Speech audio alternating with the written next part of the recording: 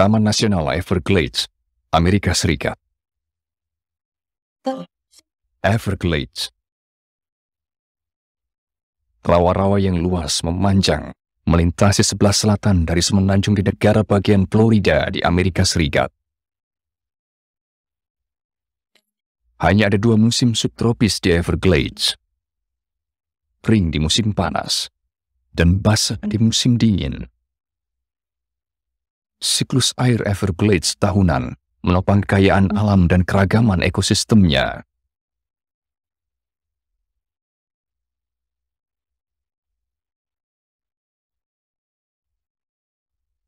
Semua orang yang datang terpesona oleh hewan-hewan yang bisa dilihat dari jarak dekat. Namun dari abad ke-19 dan seterusnya, perburuan yang berlebihan dan perubahan di lingkungan yang disebabkan oleh manusia telah mengakibatkan penurunan jumlah populasi hewan lokal hingga sampai ke tingkat yang mengkhawatirkan. Hewan-hewan yang terkena dampak paling buruk adalah burung air. Khususnya populasi burung yang mengikuti mangsa mereka dalam air dangkal. Heron misalnya, populasinya sudah turun 90% sejak pertama kali diamati di tahun 1930-an. Tahun 1947, sebagian rawa disiapkan sebagai taman nasional dengan tujuan utama melindungi burung-burung air ini. Bagaimanapun juga, ekosistem rawa-rawa yang rumit dan rapuh ini sulit untuk diperbaiki ketika rusak. Rawa-rawa Everglades yang terancam ini dinyatakan sebagai situs warisan dunia pada tahun 1979.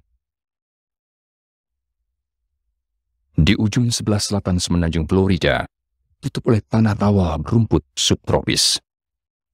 Walaupun Taman Nasional Everglades terawat di bagian selatan, taman ini hanya mewakili 27,3% dari area Everglades yang sebenarnya. Dengan keseluruhan area seluas 5.900 km persegi, atau 2.278 mil persegi, Taman Nasional Everglades menduduki peringkat kedua sebagai taman nasional terbesar di Amerika.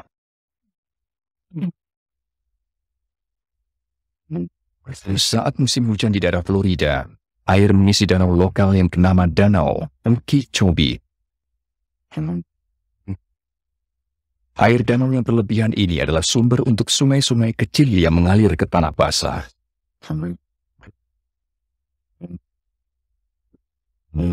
Air mengalir dengan tenang dengan kecepatan 30 cm atau 12 inci per menit.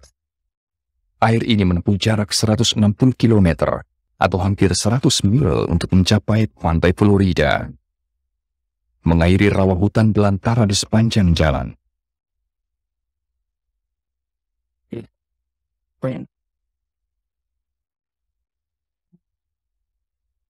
Taman Everglades diselingi rawa-rawa dan kolam-kolam yang tetap basah selama di musim kering. Di musim kering, kolam-kolam ini seperti menjadi sumber air untuk bermacam-macam hewan yang mencari minum di sini. Di antara hewan-hewan yang hidup di pinggiran air yang paling menyolok mata adalah buaya aligator Amerika. Ini adalah spesies reptil terbesar di Amerika Utara. Seekor buaya aligator dewasa, panjangnya bisa mencapai lebih dari 6 meter atau 20 kaki.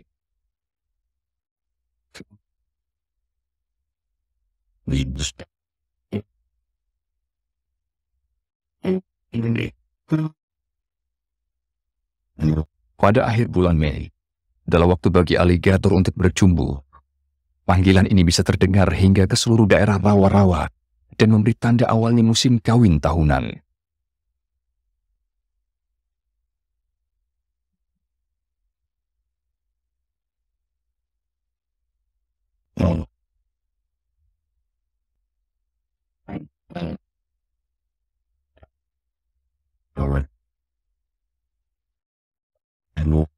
Ketika tingkat air di rawa-rawa turun selama musim kering, sejumlah ikan terdampar di dalam rawa dan kolam-kolam. Burung-burung bangau besar berkumpul untuk memangsa ikan-ikan. Burung-burung elegan ini berkembang biak selama musim kering.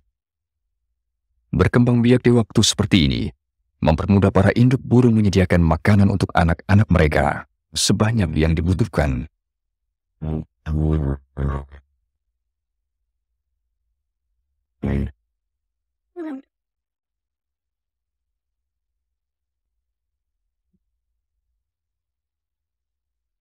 Di seluruh daerah rawa-rawa ini, dapat ditemukan pulau-pulau yang tertutup pohon yang disebut hammocks.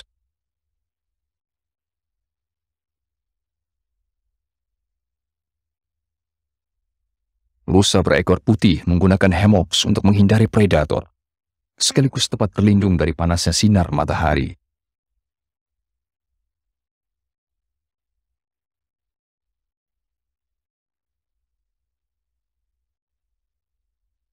Burung-burung di taman basah juga menggunakan hammock sebagai tempat berkembang biak dan daerah bertengger. Tanaman Everglades yang tumbuh lebih dekat ke pantai tampak berbeda dengan tumbuhan yang ada lebih jauh ke dalam hutan.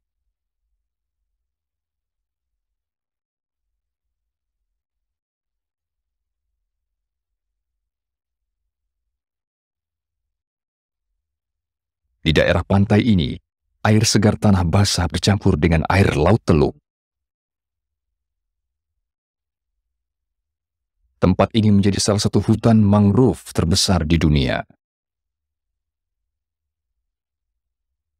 Hutan mangrove ini memegang peranan penting dalam melindungi Everglades.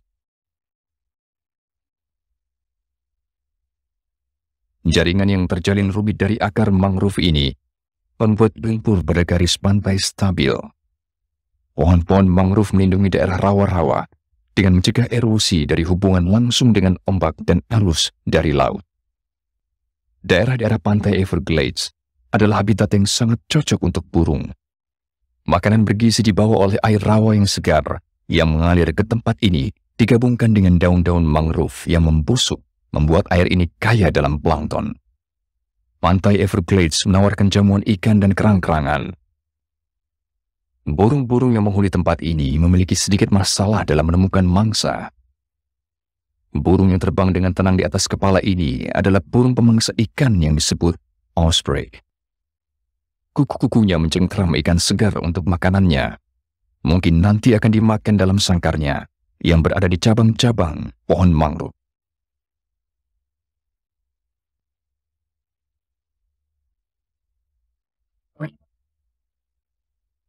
Ini adalah sarang dengan sepasang anak burung osprey.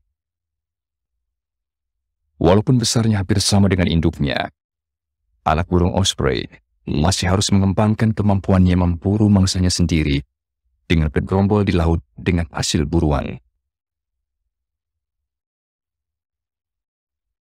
Jalan raya ini memotong jalan langsung melalui tanah basah. Meskipun kondisinya sulit dan liar, Everglades tidak luput dari pelanggaran yang dilakukan manusia. Gerbang-gerbang banjir buatan manusia telah dibangun untuk membendung air tanah basah. Menggerakkan siklus air alami bisa berdampak yang merugikan bagi kehidupan liar daerah ini. Telur-telur siput air yang berbaris di bawah jaringan makanan ini misalnya. Telur-telur ini akan mati jika gerbang banjir terbuka dan membanjiri tanah basah di musim kering. Everglades menghadapi masalah kekurangan air yang kronis. Jika tingkat air terus berkurang, berisiko serius, yaitu air laut yang mengandung garam, bisa mulai mengalir masuk ke daratan dan membanjiri Everglades. Kira-kira 80% air mengalir dari sumber danau yang mengairi Everglades, dialirkan ke ladang-ladang, pertanian dan kota-kota terdekat. Populasi kota Miami bertambah juga menuntut pasokan air yang biasa. Populasi kota tumbuh rata-rata 900 orang per hari, dengan puncaknya terjadi di musim kering. Terdapat lebih dari 50 spesies yang mendiami Taman Nasional Everglades terancam punah. Penurunan jumlah populasi bangau kayu merupakan masalah yang serius.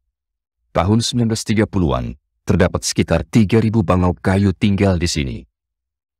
Tapi kini angkanya dipastikan sudah menurun jauh menjadi sekitar 25 ekor. Banyakan penyebabnya adalah kegiatan manusia di tanah basah yang telah menghalangi bangau kayu yang ingin menangkap ikan selama masa pembiakan. Di tahun-tahun terakhir, sudah dilakukan bermacam-macam usaha untuk memperbaiki lingkungan Everglades. Beberapa termasuk menghilangkan tanaman eksotis dan menangguhkan pertanian untuk membiarkan perubahan ladang pertanian kembali menjadi tanah basah. Tahun 1993, UNESCO menambahkan Taman Nasional Everglades di dalam daftar warisan dunia yang ada dalam bahaya. Taman ini juga dinyatakan sebagai cadangan zona kehidupan internasional dalam pengakuan akan arti bagi semua orang di dunia. Mungkin kewaspadaan yang lebih besar akan keadaan ini bisa mencegah Everglades menjadi surga yang hilang.